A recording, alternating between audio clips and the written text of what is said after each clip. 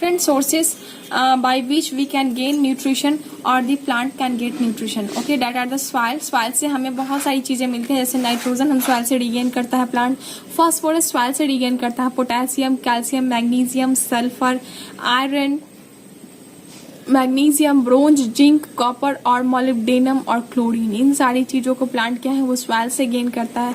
Air से क्या क्या न्यूट्रिशनल वैल्यू प्लांट्स गेन करते हैं, सो वो है कार्बन और ऑक्सीजन. आप इन सभी चीजों को एक लेवली डायग्राम के थ्रू कहीं पे लिख लो या स्टोर कर लो, क्योंकि माइक्रोन्यूट्रिएंट्स और मैक्रोन्यूट्रिएंट्स से काफ़ी हद तक क्वेश्चंस जो हैं वो 9th के सिलेबस से आती हैं, जिनमें हमें ध्यान रखना होता है कि कौन कौन से ऐसे न्यूट्रिशनल वैल्यूज हैं जो कि प्लांट को सॉइल से, एयर से और वाटर से, यही 3 चीज़ें हैं जो कि प्लांट को न्यूट्रिशन प्रोवाइड करती हैं, और किस तरह से किस रूप में कौन सी न्यूट्रिशन आ रही है प्लांट्स के पास, इनका हमें बहुत अच्छे से ध्यान रखना है. तो एयर से क्या है, कार्बन और ऑक्सीजन हमें प्राप्त हो रहा है, यानी कि मिल रहा है प्लांट्स को, और वाटर से क्या है, हाइड्रोजन मिल रहा है, क्योंकि वाटर की फॉर्मूला आपको पता है H2O, जिसमें कि हाइड्रोजन काफी मात्रा में हमारे प्लांट्स को मिल रहा है वहां से. ठीक है, so the 3 nutrients carbon, hydrogen and oxygen are indispensable. इन्हें हम ना ही तोड़ सकते हैं, ना ही अपने पास कंजर्व करके रख सकते हैं, ना ही प्लांट्स अपने पास कंजर्व करके रख सकते हैं. सो वाटर जो है वो कंसिस्टेंटली फॉर्मेशन होते रहते हैं हमारे एनवायरमेंट में. ऑक्सीजन और different type of all this gases are being recycled और this cycle has been again and again completing. So हमें इन सब चीजों की कभी कमी नहीं होने वाली है, क्योंकि ये सभी इनऑर्गेनिक चीजें हैं. So for the plant growth हमें इन सब चीजों की जरूरत पड़ती है. These nutrition together consist in 94.0 to 95.5% of the total plant tissues.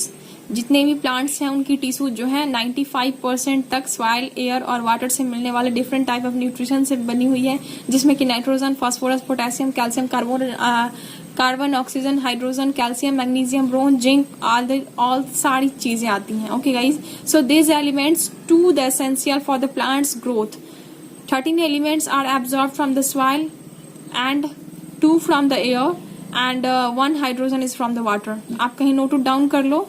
13 again I am telling you, repeating for you all, the 13 elements are absorbed from the soil, जो कि macro है, यानी कि मेजर है. हम आगे ये भी डिस्कस करेंगे कि मैक्रो न्यूट्रिएंट्स में क्या आ रहा है, माइक्रो न्यूट्रिएंट्स में क्या आ रहा है, क्योंकि ये एक आपकी बहुत इंपॉर्टेंट क्वेश्चन है स्टैंडर्ड 9th के लिए.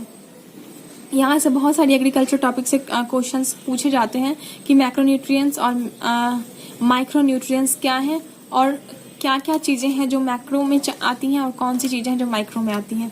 अभी तक तो हम लोगों ने इतना ही पढ़ा है कि 13 न्यूट्रिशन जो है वो सॉइल से प्लांट एब्जॉर्ब करता है, 2 न्यूट्रिशन कार्बन और ऑक्सीजन जो है वो हवा से गेन करते हैं, और हाइड्रोजन जो है वो प्लांट्स कहाँ से गेन करते हैं, वाटर से गेन करते हैं. So all the 16 essential nutrition, some of the required by the plants relatively on the large amount, जो कि प्लांट्स को बहुत ज्यादा मात्रा में चाहिए, जिनका जो है वो काफी ज्यादा मात्रा में प्लांट्स यूज करते हैं, वो आते हैं किसमें, मैक्रो न्यूट्रिएंट्स में. Okay guys, so the nutrition required in the relatively large quantity are called the macro nutrients और the measured elements, while the one required in a very small quantity and traces in some low amount, then that is called what, micro or minor essential nutritional value for the plant. Okay, so note down कर लो एक बार. पहले मैं बता दे रही हूँ macro में कौन कौन से न्यूट्रिशन आ रहे हैं और माइक्रो में कौन कौन से आ रहे हैं.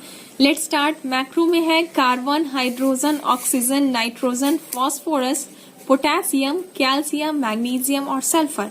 Once again I am going to recite all these things. Carbon, hydrogen, oxygen, nitrogen, phosphorus, potassium, calcium, magnesium और सल्फर जो है वो मेजर न्यूट्रिएंट्स है जो कि प्लांट्स को चाहिए, यानी कि मैक्रो न्यूट्रिएंट्स में आ रहे हैं. मेजर एसेंशियल न्यूट्रिएंट्स हैं ये सारे. ठीक है, बाकी जो बच रहे हैं माइक्रो न्यूट्रिएंट्स में कौन कौन है हम उनका भी डिस्कशन कर लेते हैं. माइक्रो न्यूट्रिएंट्स में है iron, magnesium, copper, zinc, boron, molybdenum और chlorine. Molybdenum, chlorine, bronze, boron, zinc, copper, magnesium, iron, ये सारी जो है वो माइक्रो न्यूट्रिएंट्स हैं, माइनर एसेंशियल न्यूट्रिएंट्स हैं जो कि प्लांट्स को चाहिए. So the most important nutrition essential for the plant growth is the nitrogen, phosphorus and potassium. You can learn the formula as NPK, nitrogen, phosphorus and potassium are the most important 3 nutrition।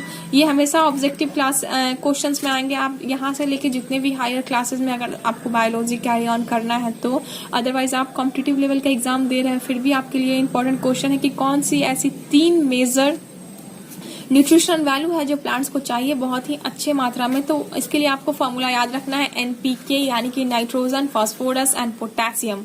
These are also called as the primary plant nutrients।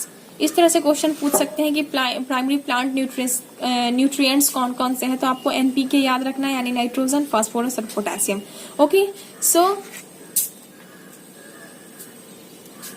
all this nutrition affects the physiological process of the plants, that how the crops or plants are been growing, how the step by step is it doing proper, it is growing properly or not, it is well functioning or not, well as their reproduction is going on in the proper way or not, the growth of the susceptibility of the disease यानी कि उनके पास disease resistance quality जो है plant की वो ज्यादा है या नहीं, प्लांट्स के साथ साथ वीड्स तो क्रॉप में नहीं उग रहे हैं।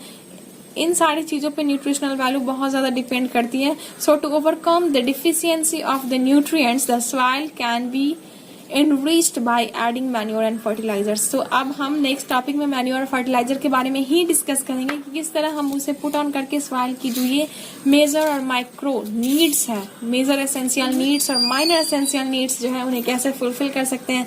सो गाइज नेक्स्ट सेशन में हम यही देखेंगे कि न्यूट्रिशनल वैल्यू को कैसे रिगेन किया जा सकता है, कैसे हमारा सॉइल जो है ये न्यूट्रिशनल वैल्यू एक बार खोने के बाद दोबारा फिर से खुद को स्ट्रांग बनाता है उसी क्रॉप फील्ड में फिर से वही क्रॉप को लगाने में। ठीक है, so this is all about the today's session, hope you all have liked it। if you liked it then please press the like button, share it with your friends and subscribe my channel।